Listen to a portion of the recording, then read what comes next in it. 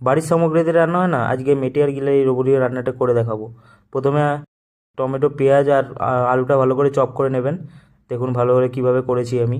তারপরে আদা, রসুন আর লঙ্কার পেস্টটা করে নেবো ভালো করে। তারপরে আলুটা নুন হলুদ দিয়ে ভালো করে ভেজে নেবো। ভালো করে ভেজে নেওয়ার পর তারপরে গরম তেলের মধ্যে পেঁয়াজটা দিয়ে দেবো।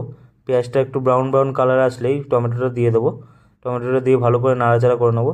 তারপরে একটা বাটির মধ্যে হলুদ গুঁড়ো, লঙ্কার গুঁড়ো, গরম মশলার গুঁড়ো, ধনের গুঁড়ো দিয়ে ভালো করে জল দিয়ে ওটা ভিজিয়ে রেখে দেবো।